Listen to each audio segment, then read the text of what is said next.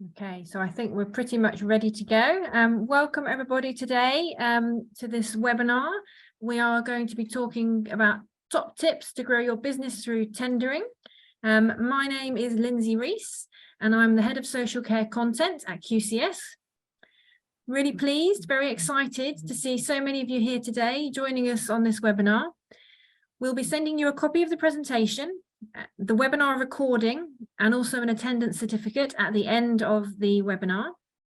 Also, there will be a Q&A session at the end of the webinar. So if you think of any questions during the webinar, please post them in the chat and we will ask them towards the end of the session.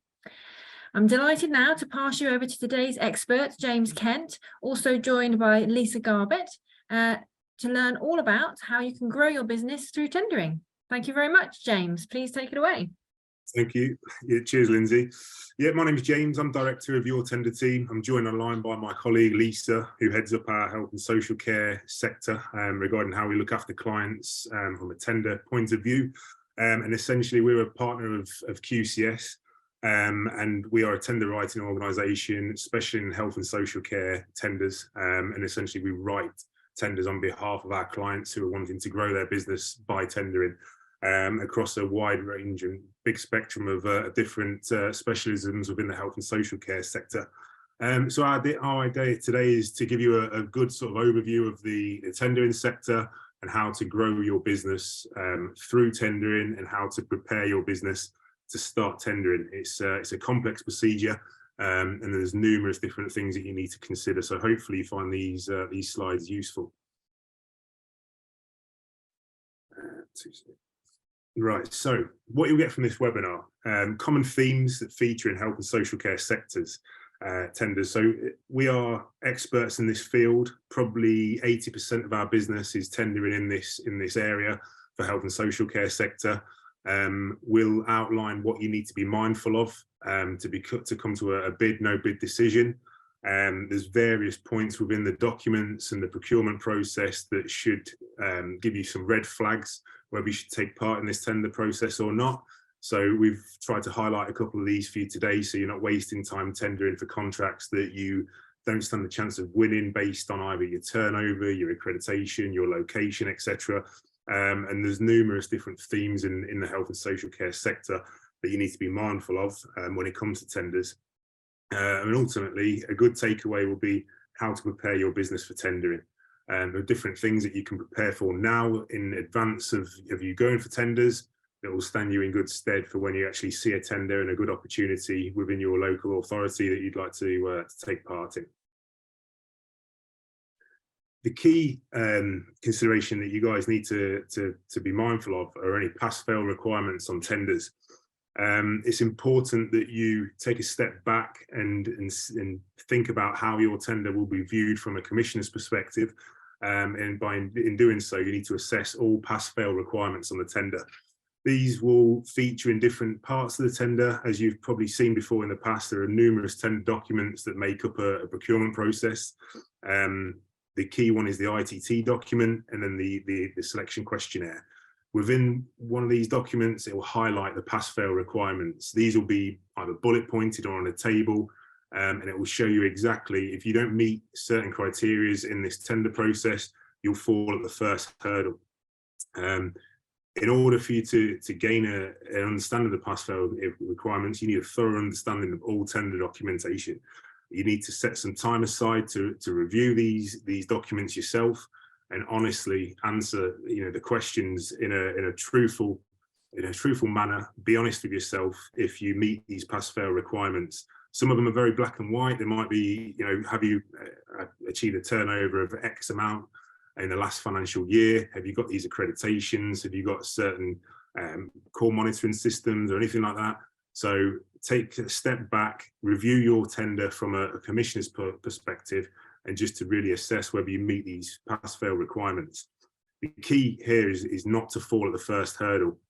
Usually these pass-fail requirements are reviewed from the commissioner, the council's perspective first, and then your pricing and the quality. So essentially they'll see if you meet these pass-fail requirements first. If you don't, your bid will be rejected, and all the time and investment spent in answering the quality questions and doing the pricing, etc., will not be worth it, just purely because you'll be falling at the first hurdle. So that's crucial in taking a step back and assessing anything that's pass fail.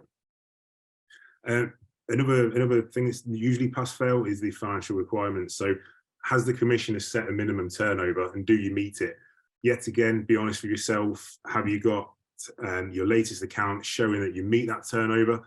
If you don't, you're likely going to be falling at the first hurdle, which everyone wants to avoid. If they have set minimum turnover, it's not good enough to say, actually, I think I'm going to achieve that in the next year or 2 years. Let's just go for it. It is a fact of saying, right, I've not got that turnover yet. Let's sit out, wait for the next opportunity, and take it from there. Tenders, commissioners also use credit checks or scoring system that you must meet. Usually these are out of 100. They like to use the likes of a credit safe check, and you can easily do this on a free trial, for example, with a website, or sign up for a brief period of time, so you can just make sure that you meet that check before proceeding with the tender any further. You may need an accountant to assist you with this, because a lot of tenders do use ratios, liquidities, operating margins, etc. So it is worth speaking to your accountant and say, look, I'm going for this opportunity. They've stipulated a certain turnover, X, Y, and Z liquidity ratios or anything like that. Do I meet it? Because yet again, these are often pass fail, because a commissioner wants to make sure that you're financially secure enough to be awarded a contract and to deliver that for the next 3, 4, 5 years, however long the contract is for. So the CQC element, are you registered with the CQC? Has the commissioner stipulated that you need to have a certain CQC rating, for example, good? If you don't meet these particular ratings, you might have to submit a plan of how you aim to become a good rated provider. Also location, that's a tricky one, because some tenders stipulate that you need a registered office in a particular borough or county that tender's based in. Do you have it? So that's another key feature to look for, to see if you need an office in that particular area. The main reason we're partnered with QCS, because they do some great CQC related products regarding getting prep for CQC inspection and becoming CQC registered, etc. So it's always good to speak to QCS regarding this, as it will stand you in good stead in the long run regarding tendering. So how will the tender be evaluated? Most tenders will have a quality versus a price weighting. It's usually 60-40, 70-30, either way. Some tenders are 100% quality, some are 100% price. So it's very important to focus your mind as to, is this definitely being driven around price? Is it definitely being driven around quality? The quality element in a tender process relates to a set amount of questions being asked about your company and how you'll deliver that service, how you've invested in your staff, your recruitment, your quality, all these types of areas and all these types of different fields you'll be asked questions of, usually within a 500, 1,000 or 2,000 word response. Now this is the time consuming bit which everybody dislikes, which is why we exist, to take that pain away from you guys. We will write tenders and review tenders on a client's behalf, taking that labour intensive element away from writing and responding to tenders. Quality is very important. Companies have come to us in the past, and out of a 500 or 1,000 word response, they've written a paragraph, half a page. It's just not enough quality, not enough input into that response to give that commissioner confidence to award you a contract. So they're in-depth responses, they're very time consuming, and it's got to mirror your company and how you deliver that particular contract. Anything that you write in these quality responses can be incorporated in a contract. So it's got to be accurate. It's got to be an accurate reflection of your company and what you exactly do if you were to win the contract, and what you've done previously, bringing some experience into the responses. Pricing then, big $1 million question. Literally, is the price fixed at a certain rate for the bidders to agree that you must meet? So a tender can have a fixed price that you must meet. Considerations for you guys is, can I deliver this service within this specification at that price? Has there been a price range stipulated that bidders must be within? This is very self-explanatory in a tender document. It will tell you where you've got to be, for example, a price per hour. Can you deliver the service stipulated within this price? So some bidders are confident in delivering if a price has been stipulated in a tender process. Some bidders, some companies will be confident in delivering this. You might think it's a little bit low. You might be happy with that. And also it's key that you look at, is there elements of that contract where you'll be able to increase your price based on, you know, your inflation, your costs, your increase in payment for staff, etc. So all these things will be documented in a tender documents, usually overviewed in the ITT document, which would be your first port of call. Another first port of call is your ITT document and your specification, and this is crucial because you should review this in the first instance. Each tender has a standalone specification document. Review and confirm that you can meet all of the requirements. So your quality responses will be written around how you're going to deliver this specification. So you need to know this specification inside out, and it will be reflected in the contract and how you deliver the service on a daily basis, which is why when you're reviewing a tender, review the specification first and the pricing to make sure you can deliver that specification and that level of care at the agreed price or the price that you will put forward.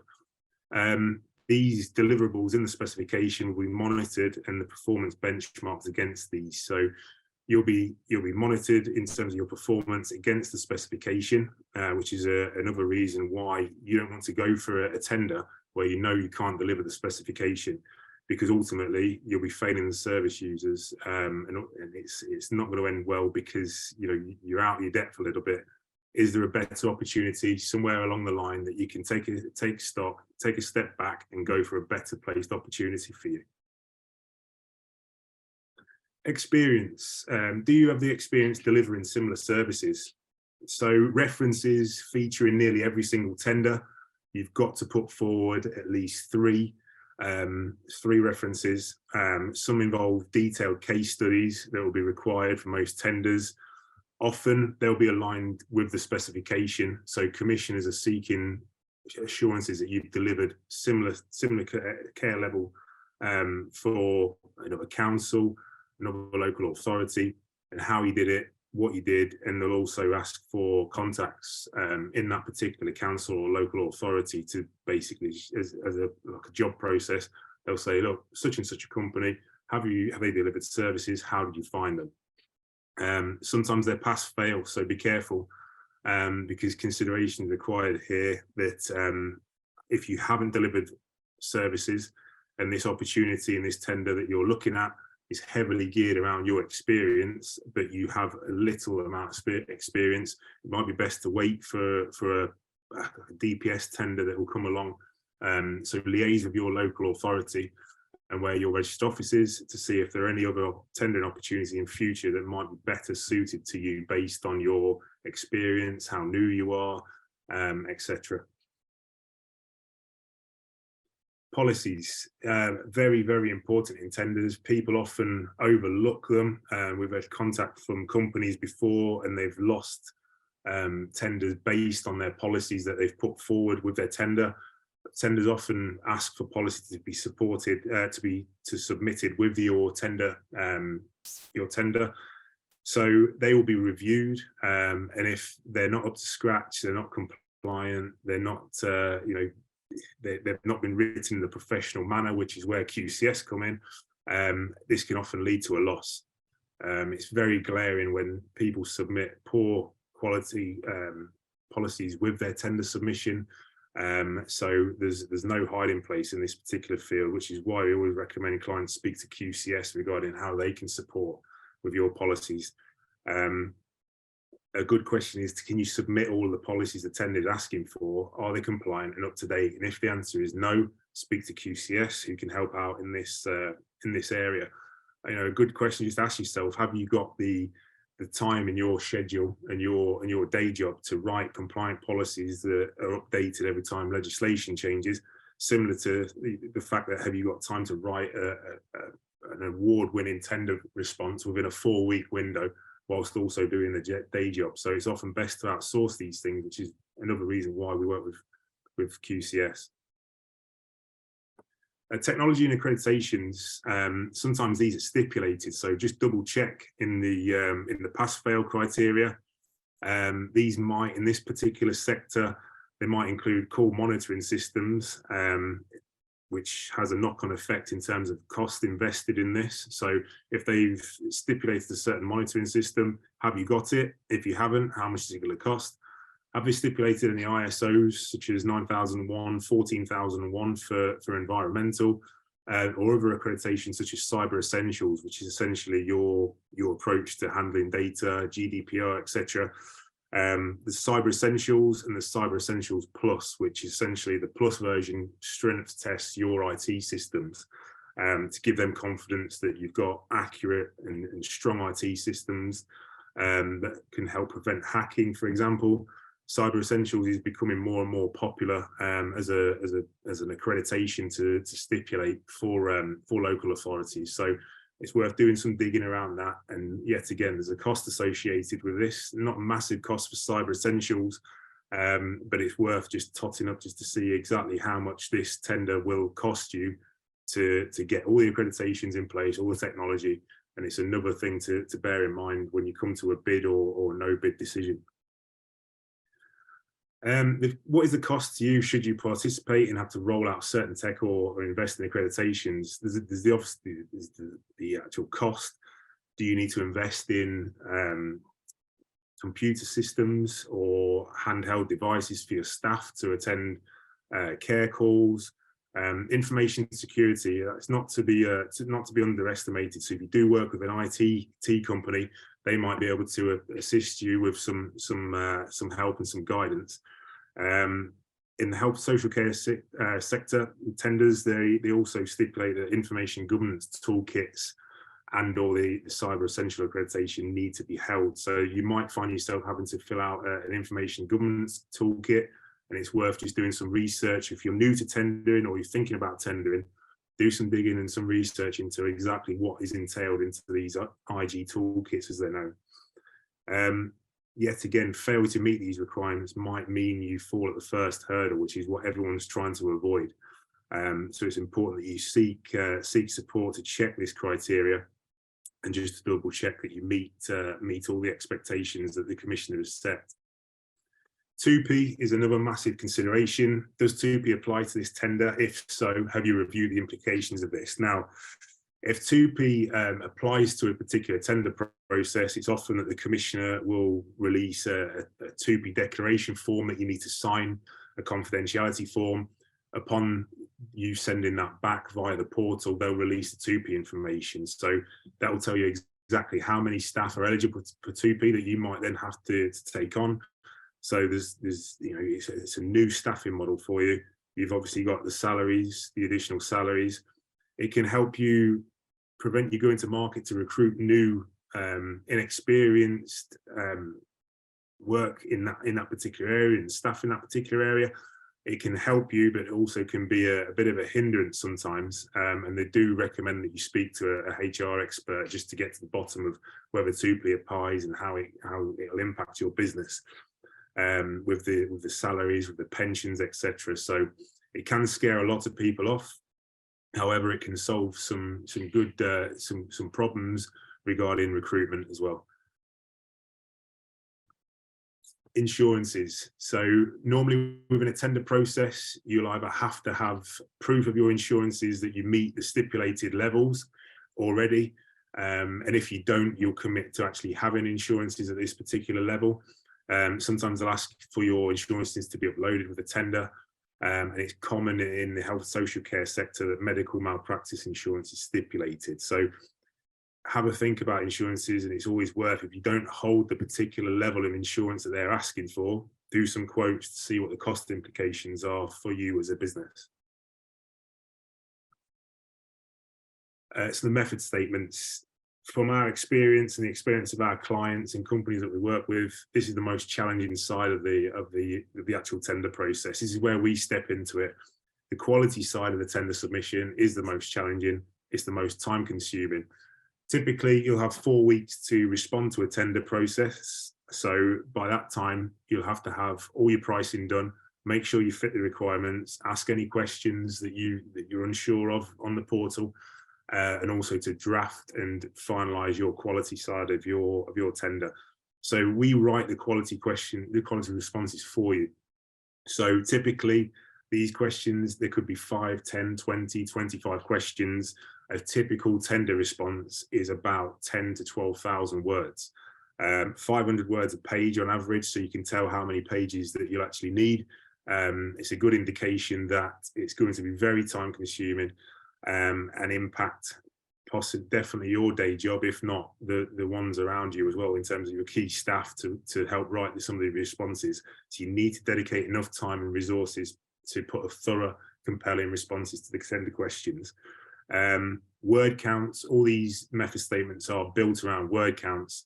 Some tenders that we write on average, like I say, 10 to 12,000 words. Some of them can top out at 30 to 40,000 words. So they're a massive, massive drain on your resources when you're still trying to carry out a day job, which is why a lot of health and social care companies use ourselves to write these responses for them, or we can review them. So if you're confident of you reviewing your responses, we can review them and give you some feedback and guidance before you submit. Additional registrations, licenses and safety docs. So some social care tenders require the provision of accommodation or accommodation low-level support and might not require CQC registration, but they do require bidders to hold, for example, a HMO license for the properties in question. These properties, you'll have to submit evidence that these are legitimate properties and they pass all the latest safety regulations with the tender. So you might need to evidence safety certification, for example, gas and safety certification, compliance with fire regulations, etc. So, you know, this is something that you can prep in the meantime whilst waiting for a tender to come out, to make sure that all your ducks are in a row when the tender lands, that you've got all this on file that you can quickly submit with a tender. The contractual obligation and anticipated volume, within the tender documents, they'll stipulate a clear idea of how much additional volume you'd be required to take, or a bidder or the successful bidder or bidders would have to deliver.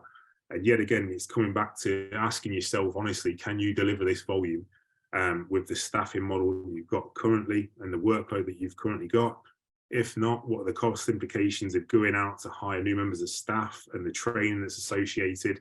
Also bear in mind that TUPE may apply, so that can ease that sort of pressure a little bit, but be aware, total visibility of what the anticipated volumes are.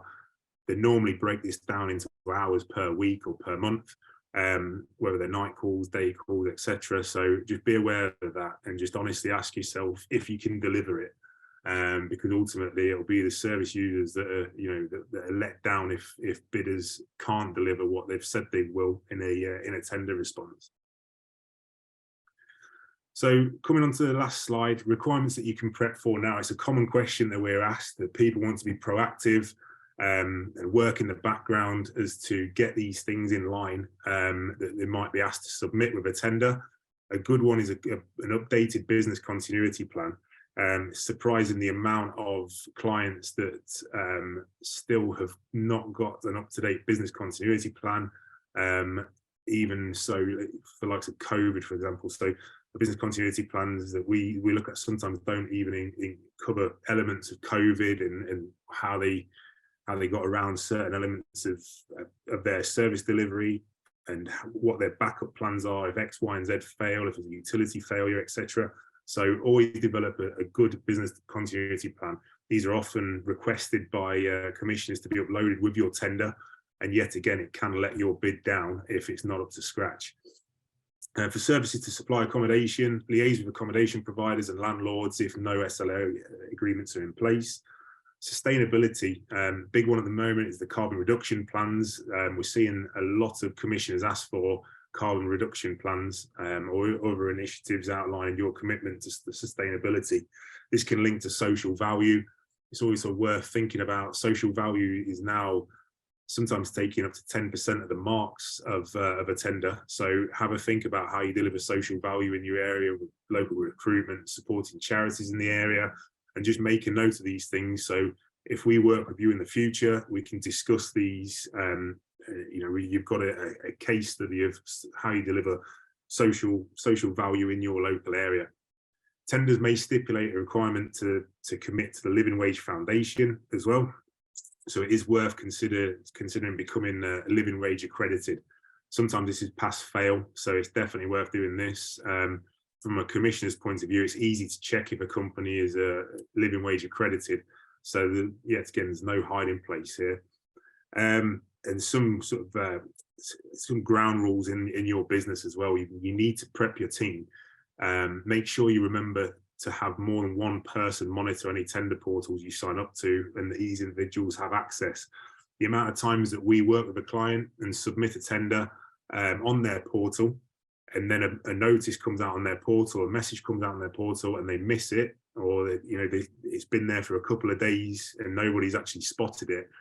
It's invaluable that you provide access to other key members of staff to the portal. So if you're sick or someone's on holiday, somebody else needs to step in, because the commissioner often, if they've got any questions for you, once your tender's submitted, they often give you a deadline to say, can you come back to us within 2 days, 3 days?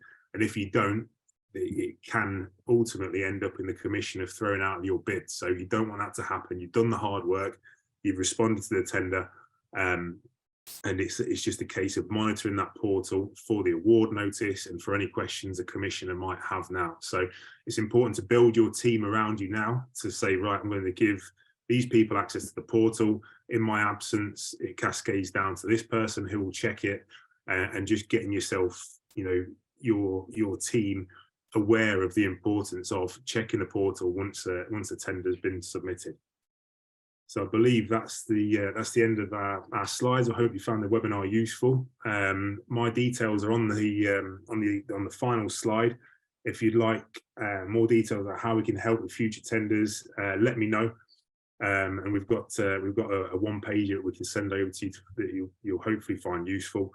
So I'll hand back to Lindsay now, if that's okay. Absolutely. Thank you very much, James. That was fascinating, very interesting, lots of detail, lots of information, and I'm sure everyone has found it very helpful. There are some questions that have come in to the chat, and I'm sure you'll be able to support with the answers for those. There's a couple of ones and a little bit of a discussion piece around startups and whether tendering applies to startups or not. So maybe we could start there. Yeah, it will apply to startups. Lisa will be able to shed some more light on it. Like I say, it comes down to the tendering question and asking if they've got experience, if there's a certain CQC rating that's been stipulated, but Lisa will be able to shed a little bit more light on this one. Yeah, so I answered I tried to answer a couple of questions in the chat, and one of those was the first query about startups. So tenders may be open to startup organisations, but it's, as James has said, it's very much a case of kind of having a look at each tender to see what the criteria are.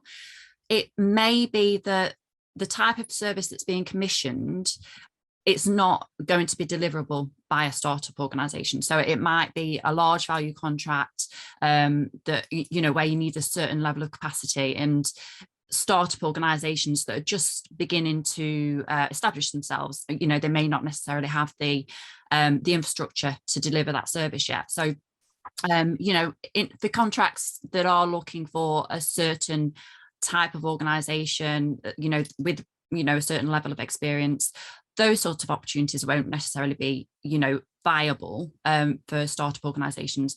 But there are other tenders that will be open to them. So, we talk about frameworks and multi-supplier frameworks, and these can be they're a little bit more forgiving, and they can be a little bit easier for less experienced organizations to get onto. So yeah, it's really all dependent on what the commissioner is looking for, the type of service that's being commissioned, and we can figure all that out once the tender documents come out. We can see when we have a look at a tender for the first time on behalf of the client, we're looking at how they're going to be assessing the provider. And again, to kind of touch back at what James has said in some of the slides, if there are any pass-fail criteria, that they need to to hit. And if it is a startup organisation and they're saying that you need to have a rating with the CQC to be able to join the framework, potentially they wouldn't be able to join at that stage. So it's a case of going through those criteria, seeing which boxes they need to tick. So unfortunately, there's no, set answer for this one. It's all a case of having a look at the tender and seeing what the criteria are for each individual opportunity. So don't be too downhearted. It's there are, you can go for tenders, but you just got to make sure that you're picking the right one. Make sure you select the right opportunity and you're realistic about your chances of being successful. Thank you very much. So there's been a couple of questions, actually more than one, on what is TUPE. So maybe one of you could give us a little overview of what that means. Oh, sorry, do you want to say? You click on this one. TUPE is just essentially it's the regulation around the transfer of staff or maybe service users. So when you have an incumbent that a provider that's already delivering the service and their contract will go out to tender, potentially that incumbent will lose the contract. And so something will have to, if it's a large contract, potentially the staff that are delivering the contract at the moment, they may, it's a protection system, basically. They may need to transfer and deliver the new service. They may choose to transfer to the new provider that secures the contract if the incumbent isn't successful. And so that's where TUPE will apply. So where staff want to transfer over, or as I say, if service users are going to be transferring with the service as well, and the new provider will be inheriting those service users, I guess, the TUPE regulations will protect those individuals. And if it is the case of a new provider coming in and those staff will transfer over to them, obviously they need to consider the implications when it comes to salary, holiday, all the contracts of employment. So salary, pensions, pension contributions, or, holiday and staff, kind of what they've agreed to in the employment contracts for holidays and sickness and, and so on and so forth. So those things that will all have to transfer to the new provider. So that's all covered by TUPE. Okay, thank you very much. I'll just go back to the start on one of the first questions that came in, which was, is it possible to find out whether commissioners or the commissioner has standard quality versus pricing weighting in advance? Yeah, again, potentially it may be. So there are sometimes some market engagement activities that take place prior to the release of a contract opportunity. So during those events, it may be, if you're able to participate in those events, it may be that the commissioner will inform providers of what they're looking to go with in terms of pricing and quality weightings. So they may just disclose that information, or it may be that they've not yet decided what that will look like when the tender comes out. But so yeah, potentially in market engagement exercises, they may release that information, or it may be put onto what we call a prior information notice. So this is essentially just like a contract notice, but instead of advertising a live opportunity, it's announcing to the market that there is potentially an opportunity coming up. It may be detailed within the prior information notice. There'll be some information about what they're looking to procure, and it could be within that notice that they've got, it's the tender will look like this. The weightings for evaluation will be, for instance, 40% pricing, 60% quality. So it's not always possible to find that information out, though. If they don't release any information prior to the tender coming out, because it doesn't always happen, then it's a case of having a look at the tender documents when they come out, and obviously seeing how they're going to assess that. Okay, thank you very much. So we've got a few more questions, some specific ones. So how much does it cost? How much does a tender cost to write? So this will vary, but we quote accordingly based on word count. So the more quality questions with a higher word counts, the quote is increased because of the amount of work. So That question, it comes down to bespoke tenders. Sure. Tender by tender basis, it totally varies. So if anyone has got a tender in mind that they want to go for or waiting for, feel free to reach out to me, and then once that's released, we can review the documents and we'll quote accordingly, because it does vary based on word count and the amount of words on the portal, the SQ, the quality questions, etc. So it's tender by tender basis. So anyone who is interested in this particular service where you can write or review tenders, just reach out to us and we'll take it from there. Yeah, brilliant. So that would be the first step, and that there's no charge to that. So that's just advice and looking at the situation so you can do it and make it, that quote, bespoke to those needs. Yeah. I should imagine they vary quite a lot depending on the size of the opportunity. Yeah, brilliant. So next one is the credit scoring on the company or the directors? It's mainly on the company, but in the SQ, they ask specific questions about directors of the business as well. So it's sort of both in a roundabout way. It is both, because you have to declare as a company that you meet the mandatory selection criteria, and then also as a director of the business. So it depends on how, and sometimes these credit scores aren't used in tenders, but within each tender document, it will tell you exactly how they're going to investigate. And if they've got any questions about your score or your performance, they will come back to you and ask. So that's where they might ask about directors. Mm-hmm. Essentially, you do have to complete the documentation based on the company. And if any of your directors have, for example, been bankrupt or committed any offences or anything like that, but that's all in the SQ document that they'll find on the portals. Okay, thank you. Next question is, can the tender winner subcontract to smaller businesses?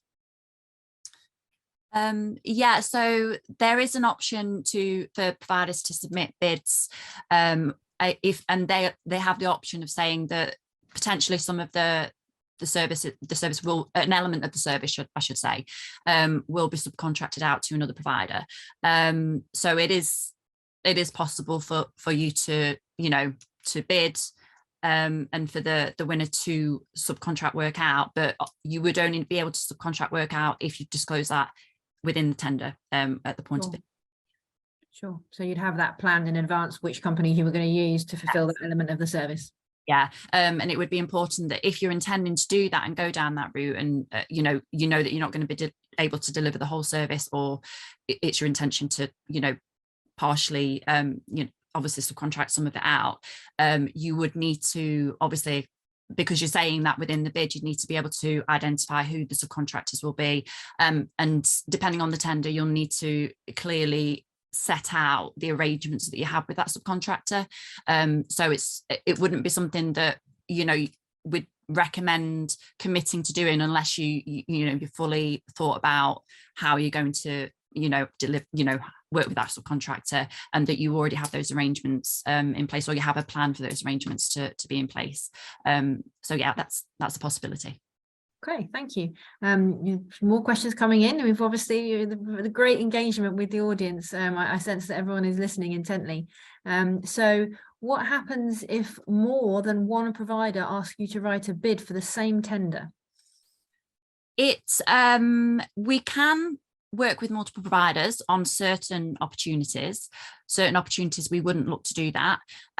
So again, winner take all contracts, there's one contract that is available. If we're thinking about that sort of scenario, then obviously we wouldn't look to support more than one provider. We would just be supporting one client, because there would be a clear conflict of interest if we supported multiple providers. So somebody would be unhappy, we would incur a loss, that would affect our win rate, so it wouldn't benefit anybody other than the winning provider. So yeah, if it's that sort of situation where we have just got a limited number of providers or just a single provider, we wouldn't be entertaining supporting more than one client. In other instances, however, where it's a framework and there are multiple providers that are going to able to be successful, then we would potentially consider supporting more than one client. but that's all dependent on checking the criteria and making sure that those clients are suitable in the first place. So as long as there's no issues, we can see that they're viable, they've, everybody's got a chance of, being happy at the end of the day, then in those instances, we will support more than one provider. Sure, makes sense. So where can people find out where tenders are advertised?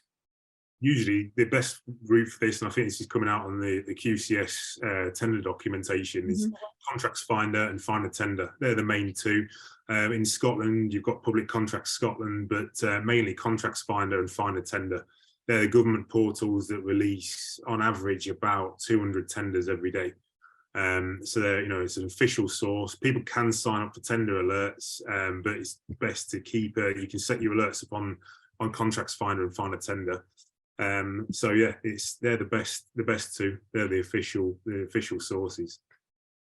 Cool, thank you. There's a follow-up question to the subcontracting question and answer, which was, is there any merit in leaving that open-ended and stating that you may subcontract, or does that weaken your position? It sounded like you said you have to declare it up front, but just to clarify that point. Yeah, it would weaken your position. When you're bidding for a contract, the commissioner wants to know that you understand what the requirement is, first of all, that you're able to deliver it, but also that you have a clear plan for how you're going to deliver it. It's not, when we're writing bids, or, even when a provider is going for bids, and also when we're writing bids, the terminology that we use within those tenders is we will, not we might or we may do. You have to focus on, or you have to present to the commissioner that you're committing to this undertaking, and that you fully understand the requirements, you're able to do it, and you will deliver. So yeah, the short answer is it would weaken your position. They just want to clearly see how you're going to deliver it, and if there's any ambiguity, or if the tender raises any questions, that could potentially jeopardize the bid itself. Commissioners may, if they have questions, come back to providers post submission with clarification queries, and they may give providers the option of clarifying things where they have a query, but that doesn't always happen. If a commissioner doesn't really want to be going back to providers, if they've got plenty of other people bidding for an opportunity, it may be that ambiguity just causes them to reject the bid because it's the easiest option. So we don't want to leave, we don't want to potentially leave them open to the bid being rejected. So yeah. Okay. And then someone said perfect, thank you. I think in answer to that response. So two more questions. One is, can you please give examples of a tender website for startups specifically? If there are any, so I'm guessing that's around, if you are particularly a startup, where would you send people for advice? I don't know that I wouldn't say that I've got any intelligence on that side of things, really. Do you know anyone, James? Yeah, we always sort of refer people to their local authority, their commissioner, and their health and social care lead, to say, discuss the opportunities. Is there anything in the pipeline? And they're sort of, this is who we are there any opportunities available for us, this is what we deliver, and really lean on them in the first instance. They often point them in the direction of like a DPS agreement or a particular framework that might be coming up for renewal, so that's good intelligence. And then it's just a case of looking out and setting those tender searches up on Contracts Finder, Find a Tender, and waiting for that tender to be released, and just keep an eye out in that local area. And if they're in, for example, London, would they work in other boroughs, and just keeping those tender searches set up on them. And once they are released, speak to ourselves. We'll look at the tender documents for them. We'll send them the tender documents, and off we go from there. Okay, excellent. Thank you. Can you just confirm, you said Contracts Finder and Find a Tender are the best ones to look for tenders being advertised? So yeah, Contracts Finder and Find a Tender, was that the names? Yeah. Okay. And then what is your winner rate? Question. You mentioned in one of your answers winner rate. And somebody has asked, what is your winner rate? Could you explain that? Yeah, somebody's posted a link, I think, to. Oh, yeah, got it. Yeah, that's our win rate. We monitor this, and over the last 5 years, it's not dropped below 90%. It's currently about 91 or 92%. Got you. So we monitor this every 3 months, which is why it's important that we get to the bottom of these pass-fail requirements, because we don't want to be writing bids for companies that aren't eligible to go for these tenders, because we need to build a long-term relationship with these companies. And essentially, we've worked with some companies 30 times and grown their businesses that way, and we'd rather do that than work with a company that's 50-50, whether they stand the chance of going for the tender, whether they meet the requirements, which is why we have these open conversations and frank conversations at the front end of the process to make sure the right companies are going for the tender in the first place, which maintains our high win rate. Sure.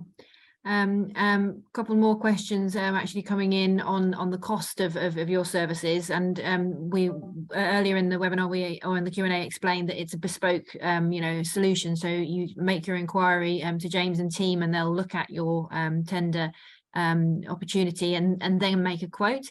Somebody has asked, are you able to give us a ballpark range of the sort of money that it might cost? Is that a possibility, or is it very specific? Yeah, so it's all specific to the tender, but I'd say for a full right, for you to fully outsource a bid, it can vary from, depending if it's a DPS, to £900 right through to huge tenders that sit within this sector, within the dental sector, that you're looking at like 3,000-4,000 based on a huge, an average response of 10 to 12,000 words. And it can go above that. Some tenders can top out at 20,000 words. So that tells you, what type of provider they're looking for, because of how in depth that you need to take the responses. But it starts from a ballpark figure, I'd say, is £750 to £900 upwards, based on the opportunity. Yeah. Brilliant, thank you. I think that'll be helpful for people to have a ballpark idea of the range of cost, which is huge range of cost, obviously, depending on the size of the proposition. One more quick question: how do I contact commissioners? It can sometimes be a little bit tricky if you're looking to contact somebody, a commissioner, that when a tender isn't out yet, if you're just looking to find some information or maybe gather intelligence about what may become, what may be in the pipeline, it would be a case of, I would say, as James said earlier, kind of reaching out to whoever it is you want to work with, your local authorities, for example, and then trying to, find someone within the relevant department. So, health and social care, adult health and social care, if you kind of supporting adult service users. And that can sometimes be tricky. And when it comes to a tender being out and you're looking to contact commissioners during a procurement process, there'll be a very clear process for you to follow. So you're not really permitted to contact the commissioners directly via email. Usually there'll be something within the tender documents that stipulates this, but whichever portal that you've used to access the tender itself, the opportunity, you'll usually be able to put in a message on, I call it a messaging function, but different portals, they'll refer to these as different things. But essentially it's just like a messaging function where you can put in your question and the subject of the query, and then you send it off. It's just basically an email, but you're doing it through a different platform. So as I say, that instruction will all be detailed within a tender once the opportunity is live. There are instances where we are permitted to directly contact commissioners with a query. Those are usually though for smaller opportunities. So in the majority of cases, you'll have to go through a portal. Okay. Thank you very much. So almost at the end of questions, but they're still coming in, but I think this will be the last one, quite possibly. Would you recommend yourselves for a startup company as a service? And if so, why? In terms of like offering tender and support to a startup? Yeah, to startups, yeah. I mean, yeah, because we would be honest, if we don't feel like you've got a chance of being successful, if it's clear within the documents that, you know, you're not going to hit certain criteria, then we will be, you know, transparent about that. And it can, you know, we understand that it may be upsetting for people to kind of, you know, hear that, but we would rather be honest, you know, that look, this is what we have, this is what the commissioner is looking for. Unfortunately, you don't meet the criteria here, and we would fully explain that, you know, provide context as to why the provider wouldn't be successful. So I would say that, yeah, we are we are a good service for startups because we're honest, and we don't try to hide things, and we're not just going to kind of encourage them to go for something when they're clearly not going to be successful. And we will do that with every tender that we work on. We'll go through the criteria first. We're not going to look to offer support if we are uncomfortable with their chances. And as I said a little bit earlier, you know, nobody is going to benefit from that situation, and we're not going to be happy when our win rate starts to kind of, you know, get knocked down. So yeah. Yeah, okay. How do we contact James and Lisa? Contact details are in the notes, are on the slides, which you'll get a copy of. There is an email address in there to contact James directly. We will bring it to a close now. If there are any questions that we haven't answered, we can answer them via email after the webinar. So I will just stop now and thank James and Lisa very much for your time and your expertise. Great webinar and a really interactive Q&A. I sense that the virtual room has enjoyed it. They've been very engaged. So thank you very much. Amber, I think you've got a slide to share for me with a link. So if you're not already a QCS customer, everybody on the call, and you'd like to have a demo of the QCS system, you heard James earlier talking about how important it is to underpin your bids with the relevant policies and procedures for your business. So if you'd like to have a demo with a particular look at how it can help with tendering, then there is a link that we will be putting in the chat. I can see Amber has put that in the chat, QCS tendering top tips demo. So if you click on that demo, you can enter your details and somebody will contact you to have a demo of the QCS system. Within our system, we've got a policy specifically on tendering, and we're shortly going to be publishing a checklist in the coming weeks, of top tips on tendering checklist, which I'm sure you will find helpful as well. So look out for that. That will be available as a free download. And those of you already customers, you'll see that appear in your resource center. So I will say thank you again to James and Lisa. Thank you to the audience. I hope you've enjoyed it, and we'll say farewell for today. Thank you. Thank you. Okay, thank you. Take care. Bye-bye. Thank you.